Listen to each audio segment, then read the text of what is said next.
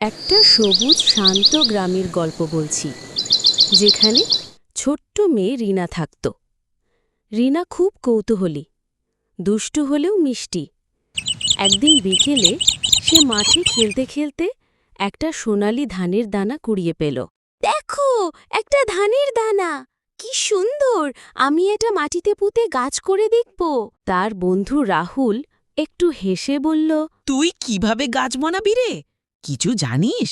রিনা জবাব দিল আত্মবিশ্বাসে ভরে, আমি জানি না, কিন্তু আমাদের দাদু তো জানেন, চল ওনার কাছ থেকে শিখে আসি। দুজনে ছুটে গেল দাদুর বাড়ি।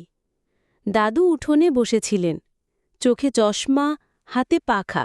দাদু, দেখো, আমি একটা ধানের দানা পেয়েছি, এটা গাছ করতে চাই, শিখিয়ে দাও না? অবশ্যই শিখাবো, তবে মনে রেখো, গাছ বড় করতে হলে যত্ন, ধৈর্য আর ভালোবাসা দরকার। রিনা খুব মন দিয়ে গাছ লাগালো, প্রতিদিন জল দিল, আগাছা তুলল, রোদ বৃষ্টি উপেক্ষা করে গাছের পাশে বসে রইল।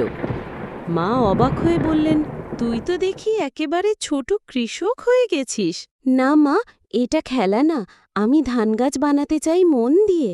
দিন গড়াতে লাগল। 2 মাস পর সেই গাছে ধানের শীষ এলো।